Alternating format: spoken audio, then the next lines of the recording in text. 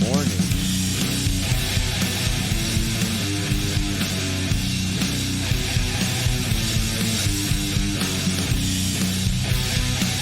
Good morning, everyone, and welcome to another episode of This is Revolution Podcast. I am your host, Jason Miles. Thank you guys for listening. Thank you guys for checking us out. Thank you guys for sharing the show. If you haven't done it, please share the show with all your people on all your social media, wherever you're listening. This show was a bit emotional for me. You're going to hear me choke up a little bit at the end of the show. Circumstances have led me to no longer do the show where I did the show. No longer coming live and direct from Oakland, California. Still in the Bay Area. And doing it on the move is a little interesting. It's not ideal. This is a pretty decent sized setup. That being said, shout out to the great people at the John F. Kennedy Library in Vallejo, California, who was very open to my idea about doing a live Saturday show there. So if you are listening to this and you're in the Bay Area on, well, not this Saturday, most people will hear this show for the first time on Friday. That's when this drops. I'll announce it with a date and a time and everything when we're for sure set up. But I was like, wouldn't it be fun to do, and I talk about it at the end of the show, you'll hear, like, do the podcast in front of a small audience. Not the live show that we're promising that's going to be a lot more entertaining with all of us like there, me and Pascal there in the same room, most likely with me and Gene Bajline, like all of us in the same place. But, go old school, like Donahue style, take the microphone and run out to the audience and get people to ask questions. I was thinking about that, and it sounded like fun, and then I thought about COVID, and I was like, oh, shit. Because I did buy, before I left, I bought these colored mic covers. So sometimes people notice, like, oh, Jason's got a purple one. Because Phoenix plays with them. My 3-year-old son plays with them. And I was like, oh, I don't want to waste the mic covers on other people's COVID. Maybe I can get them to write it on a big card, their question. Maybe this running up with a microphone during a pandemic is not a great idea. But this episode, originally we had on, or we were going to have on, a guy named Sean Gloud, or Good. He is an editor at Jacobin, and he is writing a book on Eugene Debs. And Eugene Debs is something that Pascal brings up from time to time when we have our again, we call them production meetings. But they're just like, it's like a sewing circle. Sometimes the production meetings feel like they could be amazing podcasts, especially when like all four of us there, me, Pascal, Gene, and Kuba. But generally it's just me, Pascal, and Gene gossiping and talking shit, right? And Pascal had mentioned he wanted to do this Debs thing, and Gene goes, okay, you know what? I got something for your ass. I'm going to find somebody. So Gene found this man that is I wouldn't call him a Debs scholar, but definitely has studied Debs. And then we read some really good articles, actually, about Debs. And there's a lot of, decent amount of information about Debs you can find. But most of it kind of has him as, I think Kuba says it on the show, like socialist George Washington almost for the U.S. crowd. And, you know, to a certain point, he's a man of his time. So one thing that we want to get out in the show is that there was a change in Debs from, you know, first he's very pro-capitalist because he's seeing the growth of a nation through this industrial revolution. Then by just working in trains, railways, he sees and understands the exploitive nature of the system that he once championed, definitely becomes a hardcore advocate of labor, socialist. But, you know, there's always the race question. And it's one that as he got older, I think he got better on. And the socialists were not as good at the time as maybe the communists were when it really came to combating things like lynching.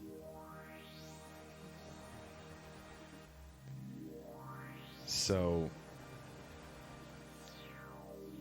we get into the weeds on that, and also, you know, you also got into the weeds a little bit on, you know, just that era of communism in general with, you know, Lenin, Stalin, and Trotsky. So there's a little bit of a conversation about that, and there is no bonus patron half for this show because we, you know, I forgot to say it. The guest couldn't make it. He actually got sick day of. So shout out to Derick, Varn, and Kuba Rizniski for coming through. That music is my cue. Thank you guys very much for checking it out. Subscribe to the YouTube channel wherever you're listening to this show. There are links in the description.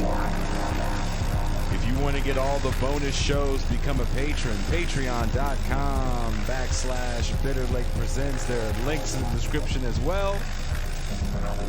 I'm talking too long. I am out.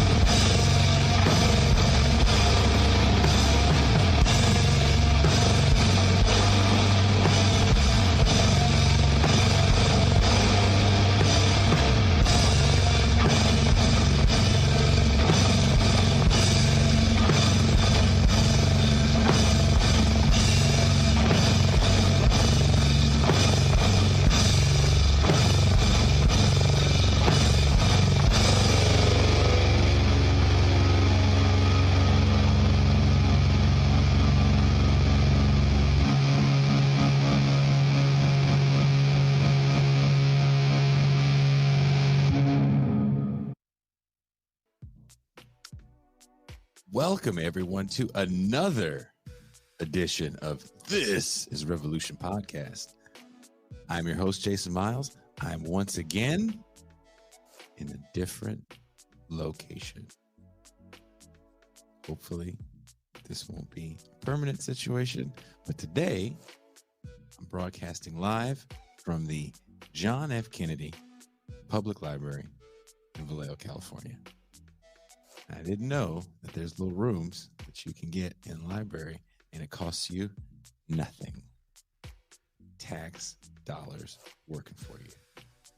Now, before I even introduce my co-host, my homie, my dog, our guest for today was not able to make it. He said he got very ill. Whenever I hear people say that, my first thought is, oh shit, hope he didn't get COVID. So let's send some positive energy out to Jacobin co-editor, and I believe he's writing a book on Eugene Debs, Sean Good. That being said, we found some very suitable fill-ins. Before we even get to those guys, let's bring in the man, the myth, the legend, Pascal Robert. Peace and greetings to the chat. Peace and greetings to the audience. Peace and greetings, Jason Miles. Someone says I'm dressed like a cool substitute teacher.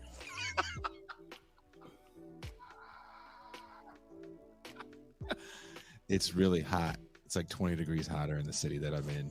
So I had to find something somewhat cool. You know, I'm going to bring, before we play the clip, I'm going to bring everyone in because I want people to know about the superstar guests that we got. They're not really guests. They're kind of like parts of the show as well. Would you agree with that, Pascal? These guys are like parts of the show as well. Meh. Yes, they are. Yes, they are. They are. Tough crowd, please. Coming all the way live from Mormon country. Formerly host of Theorizing with the Hammer and Pop the Left. Now he is just the man. I shouldn't say just the man. He is the man at Varn Vlog. The shit starter. I'm not going to let you forget that, D. Derick Varn.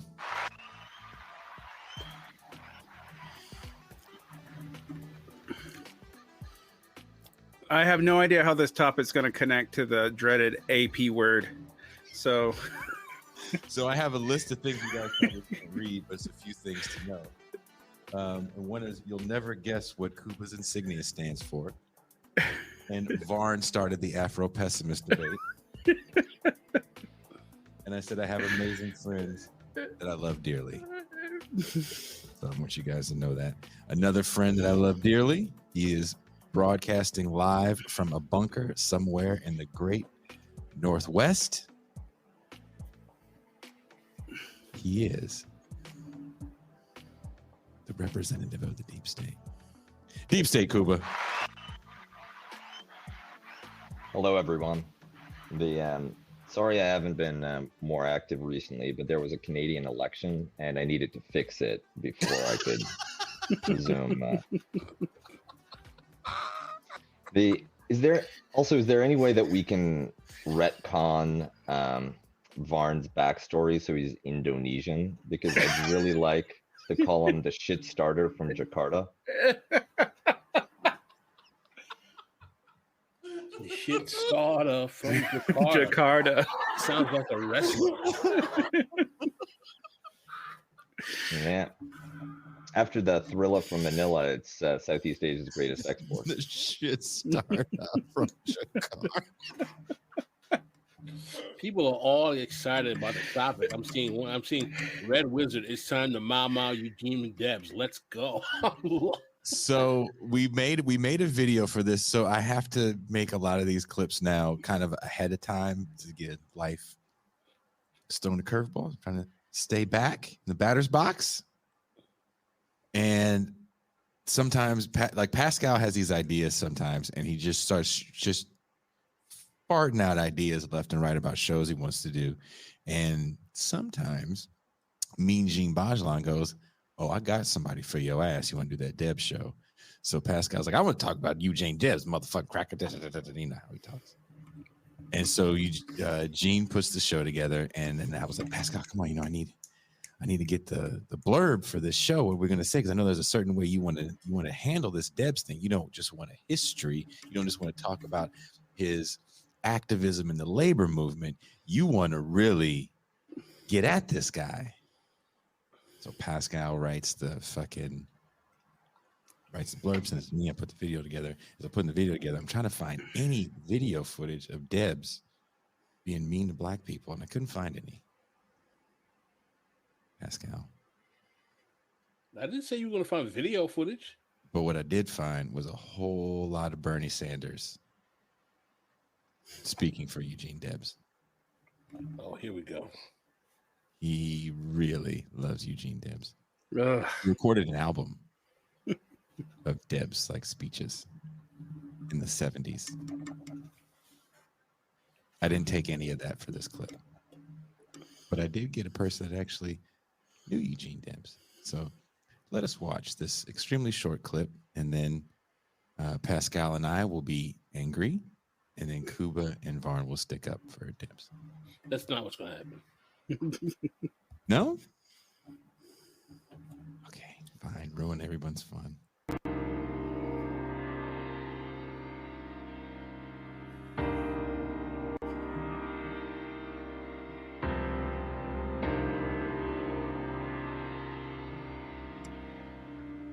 In the history of the United States, only half a dozen people stand out as great leaders, great humanitarians. And I think Debs should be so recognized as one of the great, humane, lovable people that's come into the world. Heralded as one of the greatest socialist leaders of the 20th century, Eugene Debs is often remembered as a champion of labor rights and the working class. However, many voices have questioned Debs' dedication to the struggle of black workers. In this episode, we will discuss the legacy of Eugene Debs. This is Revolution. As a wage worker, I came to realize the oppressions and suffering of the working class and to understand something of the labor question.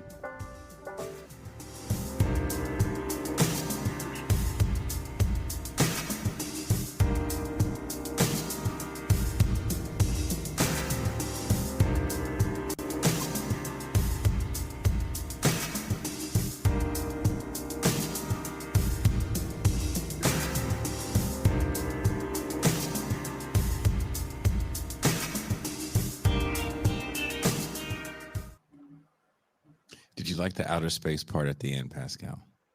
It was rather cool. Okay. I do all that shit for you to go, hey. Brother, I've never questioned your intro video making abilities. You always impress me, and you get better and better with time. Correct. Take it. I will take it. So, Eugene Debs. For those that don't know, Varn, you want to give us a quick backstory on Debs? Debs was born in 1855. No, I mean, he was a major socialist politician, ran for president 4 times, and went to prison, I believe, twice. Definitely the biggest, the most important one was opposing when he went to prison and ran a campaign from prison opposing Wilson. He was a Democratic politician in the late 1870s, 1880s, and began working in the Railroad Federation, started calling for industrial unionization around the turn of the century. Also became a socialist politician, broke with Gompers in 1902, and started thinking the AFL-CIO was not going to be as useful as the original. I mean, AFL-CIO, AFL was not going to be as useful as he thought. He founded the IWW, or co-founded it. He co-founded the Socialist Party of America, which was the largest socialist organization in U.S. history, probably. It's hard to know, actually, at its high point, which was bigger, the SPA or the CPUSA in the 30s. The numbers aren't entirely clear. So, I mean, that's the shortcut about him. His positions, he's one of the few people who radicalizes increasingly with age. He opposed striking in the 1870s. I mean, that's something that's often forgotten about him. Well, he was a capitalist, from my understanding, because he felt that this great expansion of industrialism. Yeah, he was a Whiggish capitalist liberal Democrat. And we have to remember that the Democratic Party of 1880 is 20 years out from being the party of the Civil War. the party of the Civil War reactionaries. The Dixiecrats. So, yep, the Dixiecrats and all that. He starts off. He believed in a labor compact very early on too, but he abandons all that through the strike waves of the 1890s. That's when all that really starts to change. And so during that time period, he starts not only supporting striking, but thinking that like that the Knights of Labor and then the AFL weren't doing enough. And he becomes increasingly radical. There are, however, his position on race is not easily discernible from time period to time period. He starts off basically as a liberal Democrat in the party of the Confederacy. And that's pretty much undeniable. He initially supports segregation on trains. He initially supports the Knights of Labor's position on Black and immigrant labor.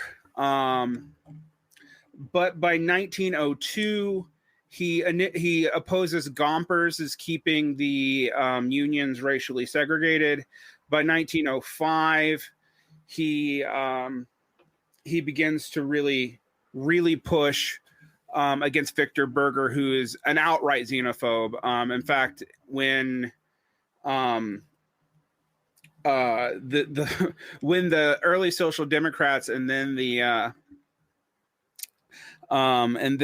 Bolsheviks like list their criterion of socialists who should be excluded from the International, jingoistic socialists are included, and they specifically have Victor Berger in mind.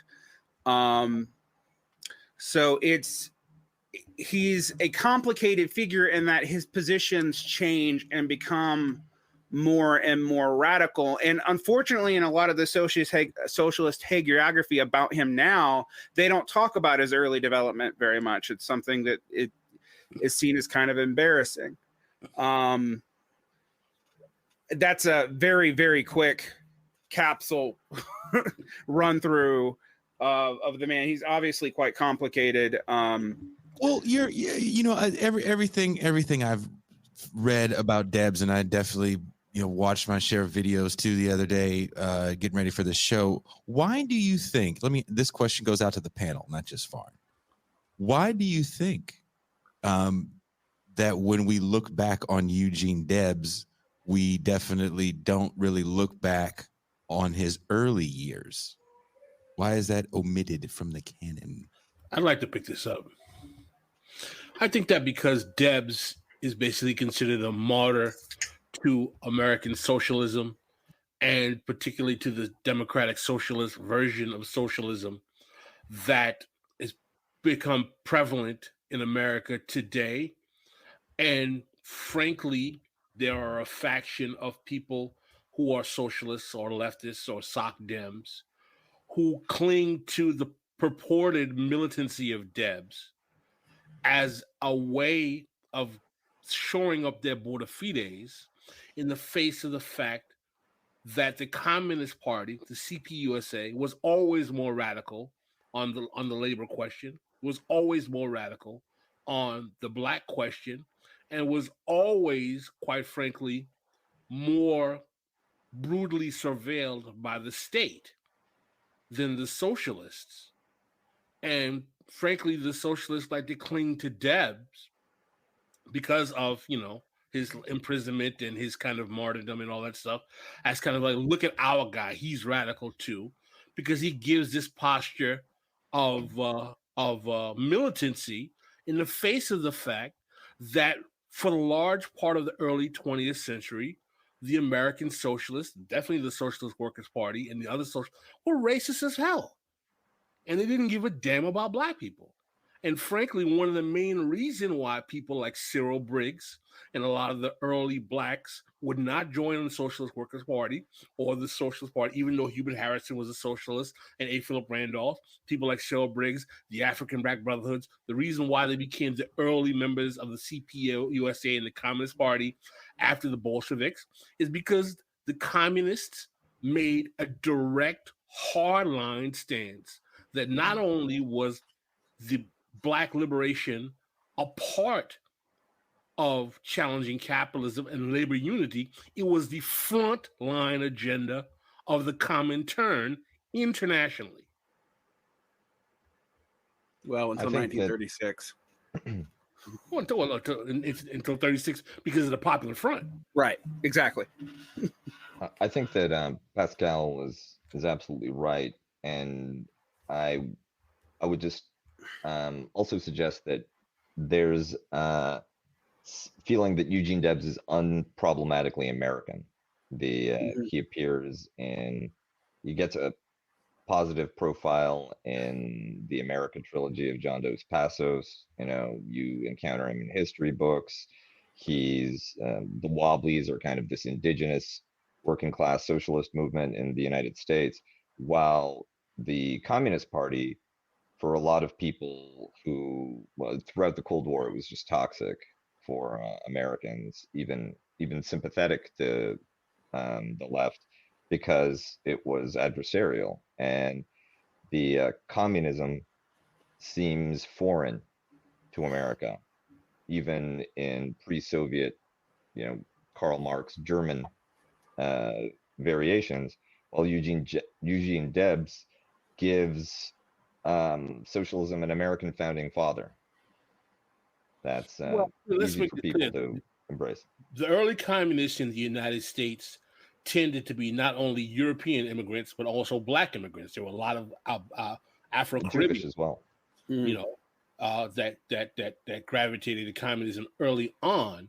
But let's not forget that very quickly that communism spread in the South amongst African Americans. It was not simply a Northeastern phenomenon. And let's also not forget that we had two factions of we had the CPUSU, the CPS USA, and I believe the communist. What was the other faction that was more American and less European immigrant based? So they developed a very strong American non-immigrant support for the Communist Party as well. But I will agree with Kuba that in the beginning, the communist movement was largely European immigrants, Black immigrants, some Black Americans, but that changed relatively rapidly, particularly when the CPUSA developed its Black Belt thesis that argued for Black self-determination and autonomy in the South. And anti-lynching. I mean, we have to keep that in mind. And let's not forget, thank you, Jason, the 800-pound gorilla in the room that basically told many of the Black leftists that the Socialist Party wasn't about shit, was that they would not fight lynching. Right. I mean, and what happens in the 1920s? I mean, why the SPA collapses from a group that contends between 9 and 20% of the vote, depending on who you listen to, which no socialist movement after that is done, is that the left of the SPA immediately went into 3 different parties, one of which was the CPUSA. I mean, so the people who were around Debs, who were his support in the left of the SPA, left after between 1917 and 1921, and a lot of that has to do with not knowing how to deal with communism and not really. Debs, despite his leadership of the party, never really won within the party against the right of the Socialist Party within the Socialist Party of America. Even though he was the head figure, the Berger position was the more dominant position within the SPA. Do you guys think that the reason why that was the dominant position is because the majority of Black people still at this point in time are agricultural workers in the South? And a lot of this, the bigger players in this movement are in these metropolitan cities. Let me tell you why I don't think that's an excuse. Because we're talking about less than 20 years after the populist movement, and you have the Colored Farmers Alliance, which is one of the most militant labor movements in the history of Black America, that is in the South, that is working with the White Farmers Alliance, not necessarily in a romanticized way. So the notion that agricultural workers were not able to mobilize on labor issues challenging Southern urban capital, I don't find to be a justifiable excuse to basically not take their issues under concern. We're talking about Black folk who were in the South who were literally challenging the clan Southern aristocracy with their lives to challenge capital. One of the greatest movements probably in the history of this country that no one in Black America talks about today, largely because they were willing to work with white people, probably not in a romantic way. There were a lot of problems. There was a lot of racism. But the bottom line is, let's not forget that Black elites like Booker T. Washington, Anna Julia Cooper were financed and supported by, Southern bourbon capitalists to completely gut the populist era movement and the Colored Farmers Alliance and the Farmers Alliance because they challenged capital. That's exactly. I remember on social media less than 3 days ago, I saw Black people celebrating, the 100 something anniversary of Booker T. Washington's Atlanta Compromise speech. I was like, have you ever read Booker T. Washington's Atlanta Compromise speech? It was racist, it was anti-immigrant, it was xenophobic, and he basically said that Black people would agree to be almost kind of like docile tools of American capitalism without challenging them, and not give them any kind of labor or union problems like these other immigrants. This is a man, by the way, that speech, some people argue, wasn't even totally written by Booker T. Washington, who almost always had a ghostwriter, who was being financed largely by American capitalism to completely gut one of the most militant Black labor movements in the country.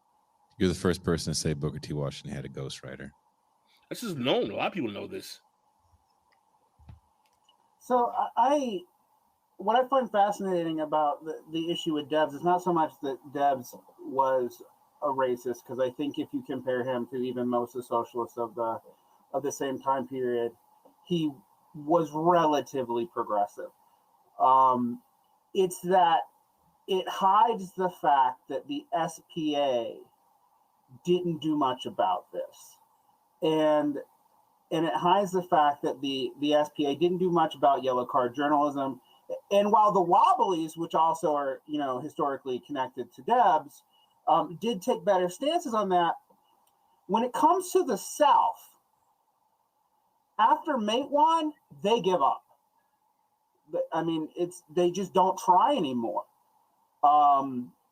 They pretty much cede the entire region. So the only people working that area become the communists, largely through trying to work with Black agrarian labor.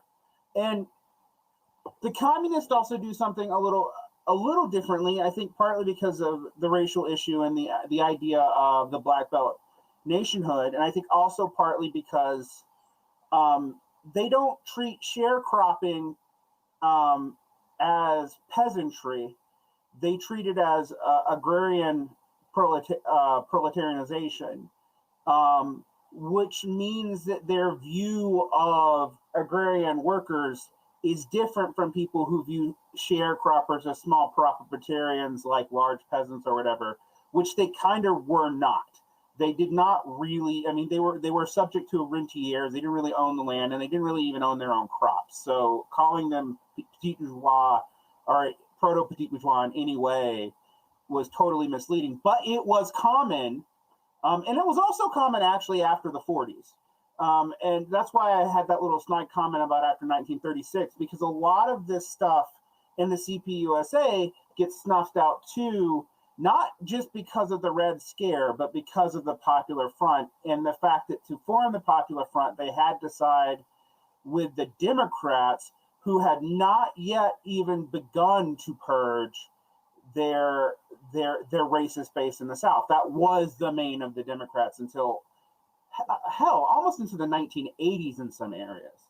So it's something that I think our history of this is totally distorted, and a lot of the people talking on this basically want to make the U.S. the problems of the U.S. left totally disappear by focusing on a few heroic figures.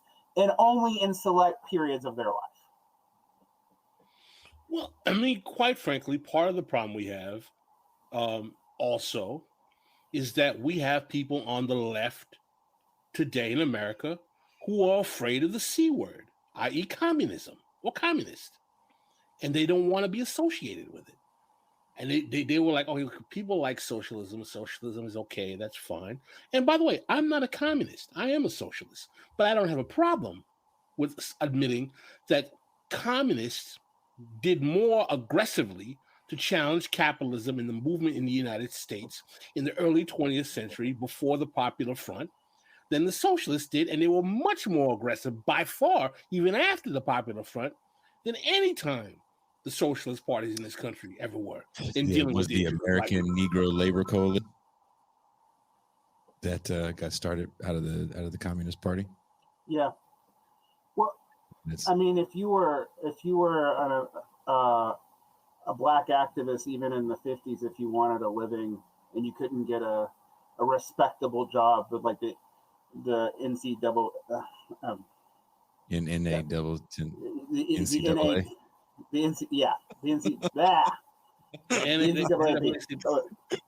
Whatever. I can't. My acronyms are totally blurring together there. And you could get that job. You actually could get a decent living from working for the Communist Party because they would actually pay you, and they really didn't discriminate on hiring practices. I mean, that's like a lot of like the Black Cultural Renaissance was actually funded by the CPUSA. But it is. I think Pascal's right. We still have the legacy of the Red Scare, people being afraid of the Cold War. Not to mention the Cold War. Yeah, totally. We also have the fact that on the more radical left, if you encountered the CPUSA in the 90s or the aughts, they were basically just, how do I say this nicely? Democrats with Stalin paraphernalia. Yeah. So like, because I encountered them in the aughts, and I was just like, wait, you're telling me to go vote for Barack Obama? Okay. I mean, I guess, sure. So there is that immediate history too, but I think the bigger deal, honestly, is that not only has the CPUSA it has the Cold War, it has the Red Scare, it's also kind of been scrubbed in Black cultural history. Like, no one taught me that Lorraine Hansberry and Richard Wright were both in the CPUSA. Yeah. You can watch her documentary. They don't really talk about that. The 2-hour documentary on her doesn't really get it too much into that either. Probably one of the first things that Jason and I, one of the first conversations we had when we started doing the show together, was that we were both motivated in reintroducing Black left history to contemporary Americans, Black or otherwise, because this history had been so lost. Not to play show me the books I'm reading, but The Cry Was Unity, Communists and African Americans, 1917 to 1936, by Mark Solomon. Very good. I just Hammer and Hoe. I was going to say Hammer and Hoe by Robin D.G. Kelly. Very good book as well. Now, I don't want to trigger Cuba too much here because he's like, we're talking about the communists and, his Stalin nerves are about to explode in front of us and whatnot. But I know some of the Marxist-Leninist comrades are going to be like, I don't necessarily believe that you necessarily have to be a communist and be a Stalinist. I think we can critique Stalin, and we can say, he had his errors, he made his contributions. We can talk about this is my position on all of this. I think that is ridiculous in 2021, after 50 years of capitalist realism and neoliberalism, but we barely have a fart sniff of a left for us to be arguing about burying Stalin or SOCDEMs or Trots or MLs or anarchists or Lovestonites or anyone else again, where most people don't care or know what any of this shit is about. Agreed. Yeah, I mean, I'll say something because my name was mentioned, and the reality is that the Communist Party is more than the Soviet Union. It's more than the People's Republic of China. And especially when you look at the early part of the 20th century, you have movements all over the world that are agents of some significant social change and positive social change. And to universally, purge the part of the left that has the communist label without examining what different groups and individuals at different periods have done that throws away some very valuable legacies and not just in the United States, but the national liberation struggles of things like the Viet Minh or the Cuban communists. Those are success stories in a lot of ways, and it's this tangled American problem with how to think of communism, how to think of communists who seem to do things that even American liberals sometimes like. The label becomes too challenging, and someone like Eugene Debs allows you to get away from all of that discomfort with all American. I was going to say, is it a founding wholesome fathers. thing? The Terre Haute, Indiana native, being radicalized in actually working in the railways to want to change the way we look at labor. I mean, he does have people in the chat are throwing out these factoids about Eugene Debs, but trust me, it's really not as simple as some factoids of him not wanting to speak in front of segregated audiences at a certain point in his life. Eugene Debs said and did some. There's a reason why we're doing this show, and it does revolve around the Negro question. I mean, I think to be fair, right? It would be easy if I wanted to put on my Mao hat and use terms like, oh, Eugene Debs was just a typical leftist cracker, crass reductionist, blah, blah, blah. But to be fair to Debs does evolve on his racial politics and becomes the more militant on Black justice and equality than most of his socialists towards the later part of his life in the early 20th century. Let's be very clear.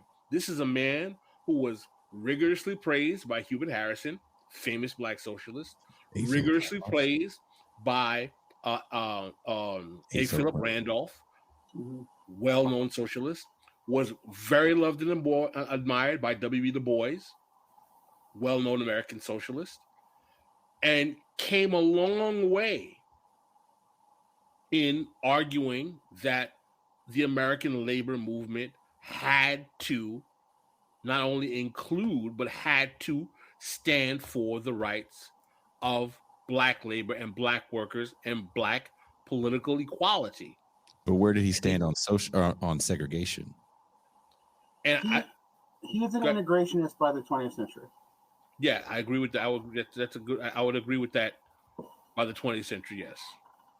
He is not in his early political career. I mean, that's like, I think with Debs, what you see is someone who starts off as kind of a low-key bigot. And when I say low-key, like comparing him to the rest of the Democratic Party, and ends up kind of progressive on race. I mean, not kind of, he was definitely progressive on race. But in this terms of even the socialist movement in the 1920s, and he was also progressive in immigration, but it is not overnight and it is not instant, and that can't be ignored. His early positions are the same positions as the Knights of Labor and they're only slightly to the left of the Democrats, and only through actively dealing with trying to organize labor movements in the 1890s does he stop the drop those positions. And so I think he is really a figure who does learn on the ground, but if you focus solely on him, right, you miss what American U.S. socialism was in the early 20th century and the late 19th century. It was, until 1914, it was railed to the right of most of the European socialist parties. 1914 is weird because that is the period where the U.S. Socialist Party takes the right position and the German Socialist Party takes the wrong one. And that pretty much gives us most of what happens in World War II, if we're completely honest. But until that point, you would have thought that the American socialists were just, that they were willing to have Klansmen in their midst, and some of them were. I mean, that cannot be denied, even though that in and of itself is what killed the ability for the South to unionize. The South never ever unionized. I lament, personally, because I'm born in Georgia, I lament that the CPUSA didn't finish its work in the South after 1936. That's actually a big historical sore point for me. But they did more than anybody else did. Go read the Socialist Workers' Party, the early Trotskyist Party, was well to the right of Trotsky on race. That's and pretty late. That only really stops in the 1960s. Well, isn't the Socialist Party line pretty much these black, this black agriculture labor is never going to be part of the proletariat revolution? So unfortunately, I had all these quotes from Debs highlighted, and I forgot it. Essentially, yeah, that basically they were retrograde peasant labor and analogous to kulaks in Europe at worst, and just backwards labor at best, and they would be the rear guard of the revolution at best. That was the stance. And the Russians saw it differently. Does anyone want to get into how the Russians viewed black agriculture? Well, Stalin was a big supporter of the Black Belt thesis proposed by Harry Haywood. Stalin was also a strong advocate of fighting for black autonomy, political autonomy in the South. If you read a quote by Robin D.G. Kelly about Hammer and Hoe, Stalin is sending correspondence to black Southerners that he's willing to send in military to the United States if the Southern aristocracy messes with them. Go for Although I'd point out that there was a Soviet school of international realpolitik that recognized the mobilization of minority groups in opposing states as an effective destabilization tactic. And I think that it was most effective for that real political goal when it was also ideologically consonant. So, for instance, in South Africa or in the United States, where you have a aggressive adversary of the Soviet Union and international communist movement, that's also ideologically odious through racialized capitalist exploitation. That's that it's very easy to get comrades behind that. But it wasn't entirely the ideological motivator, or a humanitarian motivator. It was partly the Soviet painted into a corner, internationally isolated, lots of enemies, very few friends, play to try to break its encirclement by weakening some of its rivals. Yeah, but I mean, why was the Soviet Union being painted into a corner? Because it was an anti-capitalist political movement in the world of capitalist imperialism, and ideologically, it wanted to break capitalism. To say that they were doing realpolitik in line with the ideology as a Soviet project is not problematic when their project is to end capitalism. No, I'm just pointing out that there is that international political dimension to it, and the Soviets sometimes were willing to foreclose on groups that they had once supported if there's the African or the American Negro labor. Was it coalition or Congress? Was it Congress? Can't remember what the C stood for. Well, I think that we will all agree that the rise of fascism and the Popular Front puts a serious chink, is an understatement, in the effectiveness of the Communist Party USA in the United States. I say all the time, I don't give a damn.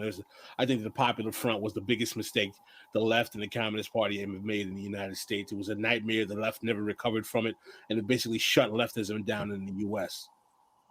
There's something that we should talk about because a super chat got put out. Chat did. Let me bring it back up. You guys, can you hold on for me? Can it finish? Somebody threatened to talk to Gene, which is a little like asking to speak to the manager, and now I'm anxious. Talking to Gene. That's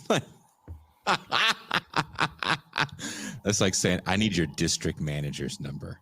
Mm-hmm. This is going straight to corporate. Gene Bajlan is the district manager of Leftist Podcast. But it's a good question. So did you remember? Here it is. Sorry, guys. Here it is. What are folks' preference on free markets versus central planning? I assume there's a preference that socialists and communists might differ in. So let me take a first stab at that. The whole question of markets versus planning only comes up after the Russian Revolution, when the Bolsheviks have to come up with a political economic model for a post-revolutionary society. The NEP. Yeah, the NEP. And the NEP is interesting because it combines planning with markets at the local scale, especially for agricultural produce, with farmers basically operating like small-scale capitalists, while the commanding heights of the economy, that's Lenin's famous phrase, are subject to greater degree of central planning. Then with the 5-year plan, the market elements of the NEP are abolished. You have collectivization of agriculture, and you have full-on central planning across the entire economy. So the post end of NEP, in the Stalin period and onwards, communism is intrinsically linked with central planning as the main political economic expression of the ideology. Socialists are more ambivalent about whether or not markets need to be replaced by central planning and the utility of central planning in achieving either welfarist or developmental goals for specific states that might have a socialist or a left-wing government. And that, especially in the European context where you have socialist parties, in France, Mitterrand is a socialist president, that's a major distinction between Soc Dems and communists.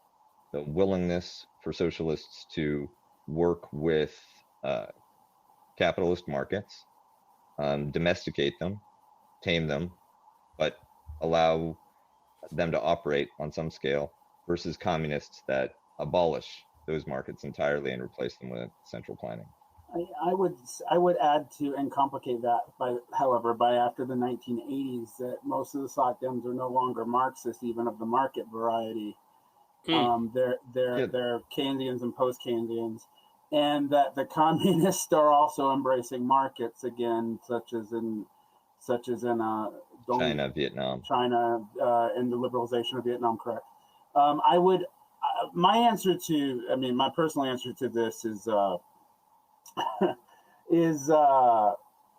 I think Soviet cybernetic theory gets us out of a lot of these contradictions. And before Soviet cybernetic theory, I think the NEP, as run by Bukharin specifically, is probably the best way to go.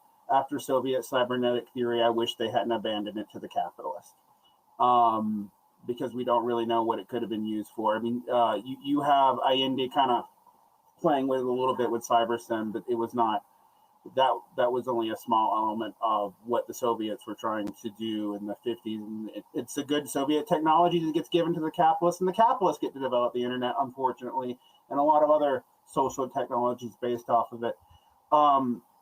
And when I say cybernetic, I do not mean computers fix all your problems. I mean studying the way feedback loops work in human systems, which is what the internet is based off of, not just the computer part of it or the interface. So my answer is that the question is somewhat irrelevant now, because also in no capitalist country at this point do you not have central planning. So that's also kind of a misnomer. Well, there's a difference between central planning and privatized planning. In that, yes. Yeah.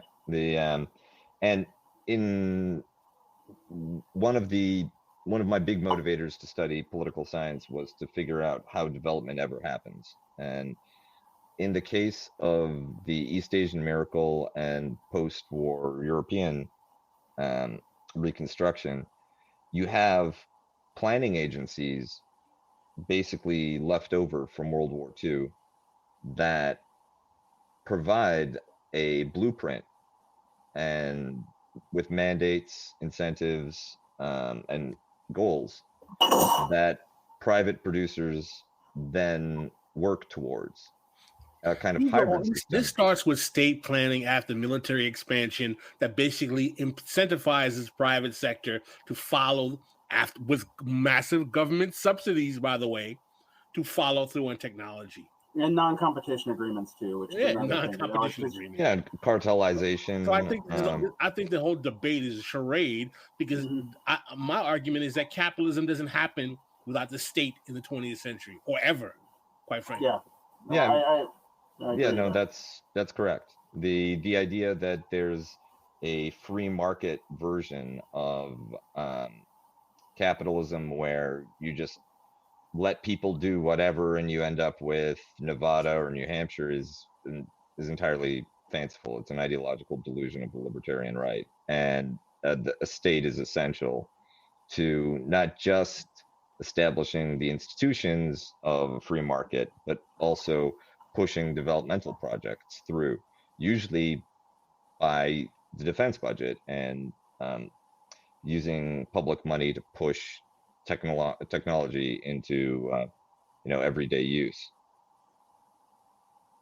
The only thing I would add to this is that in classical Marxism and classical Orthodox Marxism, as stated in the Critique of the Goethe program, it is clearly stated that Marx thinks in the transition between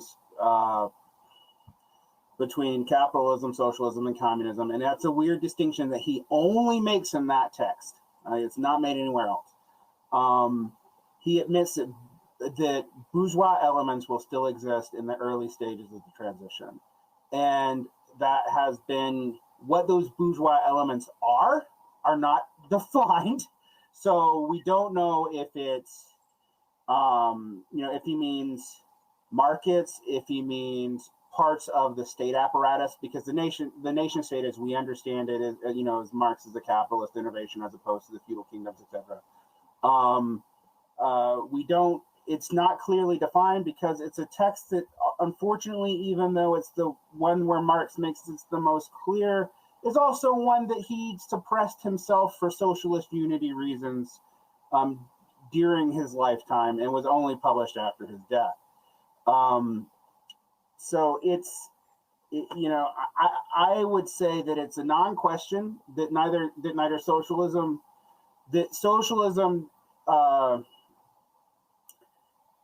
that socialism might have something like markets, even non-market socialism, like when you look at stuff like councilist planning regimes and council communism and Cybersyn, all of them have market-like information barriers, as did actually the 5-year plan.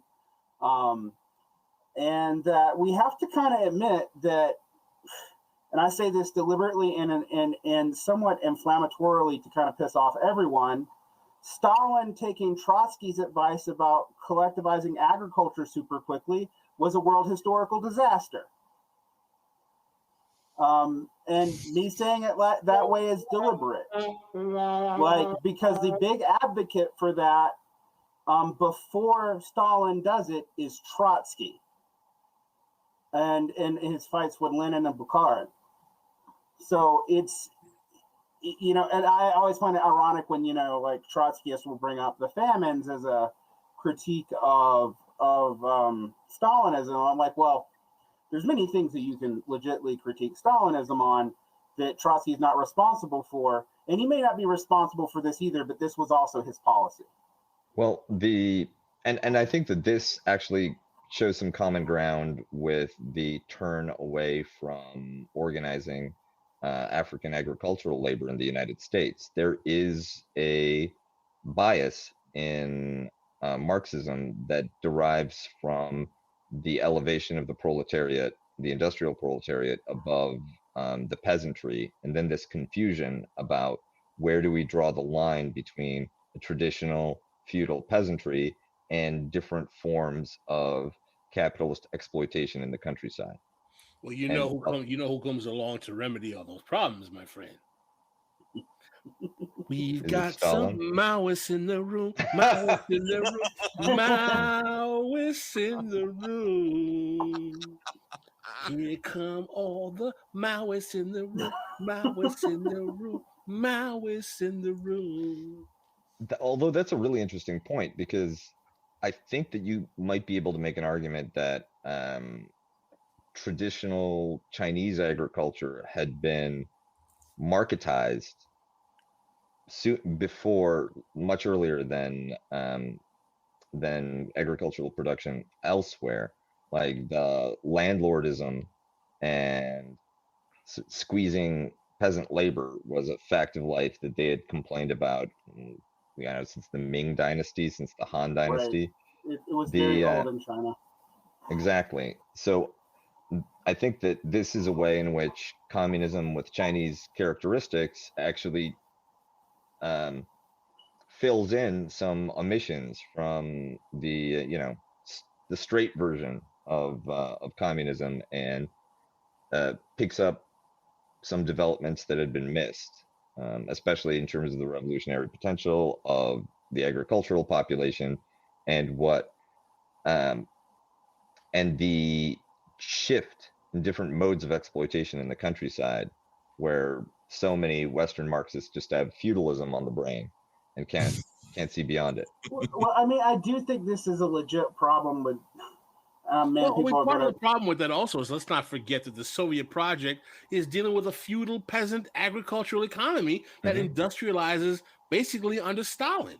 So this whole problem that Marxists have is like, well, we need to have an industrial society for us to truly be able to have Marxism. And Marx really said that socialism can only develop in the West. It's kind of bullshit, because the Soviet Union was a fucking feudalist peasant society based on agriculture. And yes, we do know that Marx said that the last place he expected socialism to be able to take off was in the Soviet Union. Yeah, although he also thought that if socialism could develop without going through capitalism, it actually would be in Russia. I mean, so you have that. You have that weird contradiction. It's the Incan Empire problem, right? Like, you can get industrialized socialism in Russia, but you'll be doing it yourself, which means that the blood of all of those peasants, all of those workers, is on you. Well, we're acting as if the Industrial Revolution in the West, even though it took place over maybe 30, 40, 50 years, didn't have buku peasant labor blood. But that's where the leftists, especially the Marxists, could get on their moral high horse, right? You capitalists did all of this. We just want to distribute the gains more equitably. We are humanitarians, you guys are monsters. And then, you know, the Incan Empire and the Soviet Union. Well, and yeah, I think part of the, if we want to get into Russian, like I blame Plekhanov probably because he's the person who abandons Marxist theory about the peasants' councils being able to piggyback on capitalist development in Europe and just skip over it by being able to adopt European technologies, probably maybe even before socialism fully develops in Europe. He does write that in the letter to Vera, but it's ignored, partly because it wasn't well known. It was not a public letter. So the Russian Marxists didn't know about it for the most part. And when they did, they thought it was already too late to happen, that the peasant councils had already been too deracinated by the attempt at bourgeois development under the Tsar. So like we have a whole history there. I think the Chinese case is more interesting in a lot of ways because Mao was in some ways more attuned to the fact that there was no way that there was going to be a revolution in China without peasant labor, and B, that the conditions of historical development in China did not follow the model prescribed in Marx, although when he comes up with that, to be honest, he hadn't read Marx yet. It was just sort of an intuition that he had. I mean, the other thing you must remember is like, in China, Kropotkin gets translated, and that's the first thing that I think Mao reads. Then Stalin and Lenin, and Marx kind of drifts in later, and was translated kind of in the 1920s concurrently to the things actually beginning on the ground. And from everything I've read about Mao's intellectual biography, he reads Marx last, and because of that, he doesn't have the Espède's interpretive framework of Marx, because he's not really getting it. He does have Stalin and Lenin's, for good and for bad, but he develops this on his own. And similarly, actually, to bring this back to Debs, I mean, part of the thing about Debs, when we want to like deal with what he thought about Marx or about, because he did read Marx, but what Marx that was available in America was like the Manifesto. You know, like and like articles that he had written in German in New York for a New York newspaper, but you had to read German to know them.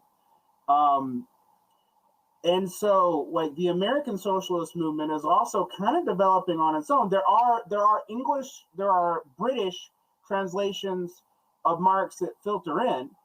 But in the 19th century, there's not a lot to work off of either.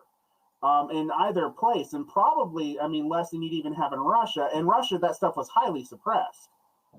So, I actually have tried to figure out what Marx was available in the U.S., but a lot of it's the early 20th century. So, I mean, we are at an hour, and they're telling me at the library. No, they're not telling me yet, but they did tell me that, hey, man, we're going to kick you out of here well before 8 o'clock. Someone asked in the chat, and I do want to ask Pascal this, since this was the show that he wanted to do. I'm going to ask Pascal first, and after Pascal answers, I would like the panel to chime in. But what is the moral of this Eugene Debs tale?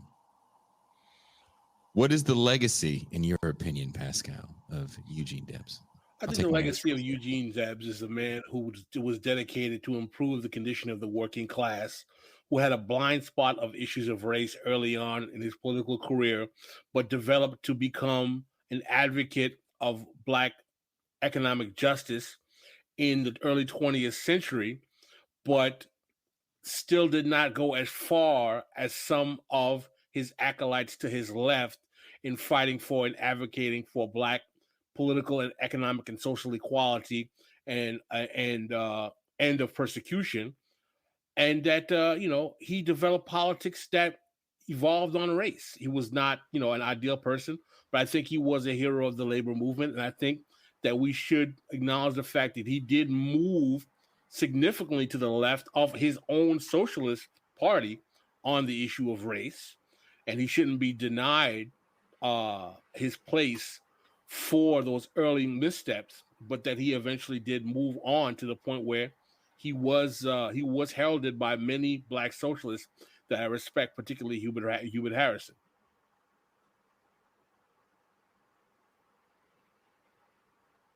I would sorry, similar idea. Derick, what's your ender? We're gonna go a little longer than usual because there's no sadly there's no bonus patron half because our guests did cancel, and these guys were doing us a huge solid, so we can't take up more of Varn and Kuba's time. But sorry, Varn, what is your?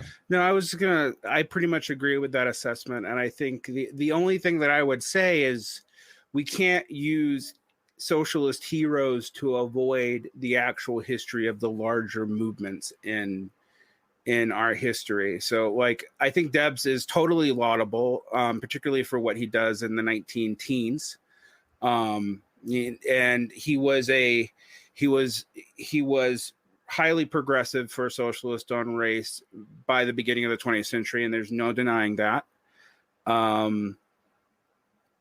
But that his party kind of wasn't, and that has to be dealt with. And I think without dealing with that and the legacy of the SPA and its failure, we can't really deal with the why there is no left in America. I mean, the fact that, for example, there are at least 2, if not 3 organizations that can kind of legitimately claim to be the successor org to the SPA, which died when Max Shachtman effectively dissolved it with the help of Michael Harrington in the late 1960s. That after that you have the SPUSA, the U.S. the DSUSA, I forget the acronym, but it's the Social Democrats of America, which become the DSA in the 80s. And there's another group that claims succession to the Social Democrats of America that is not the DSA. I can't remember their name. So to me, that's a sign of failure. And the fact that no left party in the United States has developed an identity independent of the Democratic Party since 1936 is a sign of our total failure across the board. I mean, yes, we have little Trotskyists and Stalinist sects or whatever, but they're all like never more than 4,000 or 5,000 people. So that's all I have to say on that. So I think that we're very clear on what the left needs to do if it wants to be the left and not just a collection of people who have a certain ideological propensity, and we need to organize. I mean, the extent to which Eugene Debs is useful as an inspiration or as a model or as a figure that can sort of demonstrate how Western socialists can evolve over time and get to a better place, right? Like, say what you will about Eugene Debs, he never did a no growth. I think that the main thing that we should take away is, I kept thinking this was Eugene Debs, but Joe Hill, his last words before he got executed was, "Don't waste time mourning, organize." And maybe we need to find new ways of doing it. And one thing that's clear is that there's no American left without Black people, without the mobilization of Black Americans across the country and cross-racial alliances that target exploitation by people of all races. The black leadership class, as much as the sort of cosmopolitan haute bourgeoisie that controls the upper levels of capitalism. So, I think that what we need to do is get better at all of the things that we know we need to do. Here, here.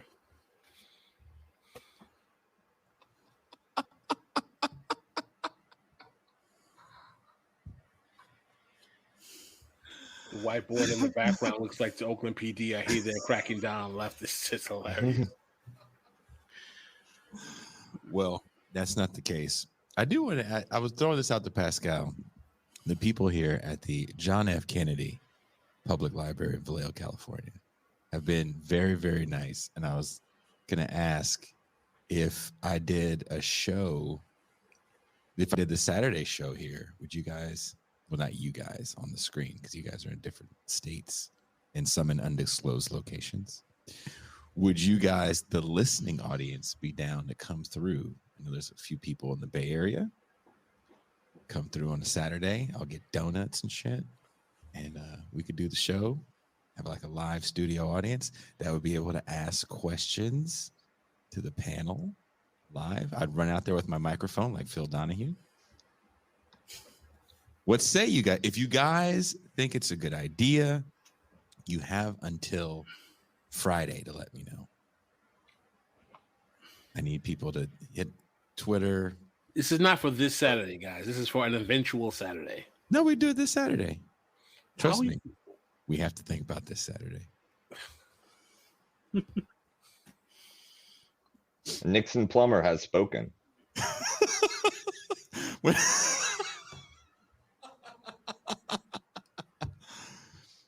So the John F. Kennedy Public Library in Vallejo, California. I'm just gonna throw it out there to them, see how they feel about it, because it probably would be a little bit of a change.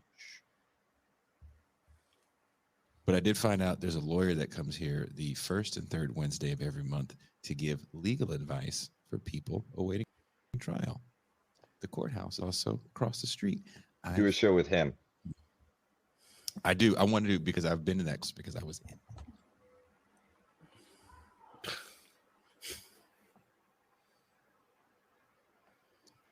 So throwing that out there, I need you guys to let me know. Again, hit me up on Twitter, Facebook, This is Revolution, email, booking it, This is Revolution. If you guys are patrons, hit me up on Patreon. Let me know what you think about that, because I'm hella down to do that. I think it would be fun. And, Pascal needs to see me running around with a microphone asking questions to random people. Okay, yeah, that's what Pascal needs. That's what you need. And on that note, I want to send a big, warm thank you to Kuba and Varn for agreeing at such short notice to come on here and talk about Eugene Debs for an hour. I mean, keep in mind, we had a better conversation than we went with the guest. Being mean to that poor guy that's apparently COVID shitting all over the place. The amount of work that goes into doing these shows, as the men on the screen will tell you, when it comes to like researching a topic and making sure you're prepared. Most guests, more guests than you guys think, ask us what the questions are going to be beforehand. So we really have to, know the angles we're going to take. This threw us a bit of a curveball for these guys to come on so last minute and to just kind of knock it out of the park. I appreciate you guys on a level that you probably will never understand. I'm trying not to get emotional, because a lot's been going on, but thank you guys very much. I appreciate y'all. All right, brother. We love you, man. Absolutely. My pleasure. Every time. It's great. I always love it. Thank you. And we are out.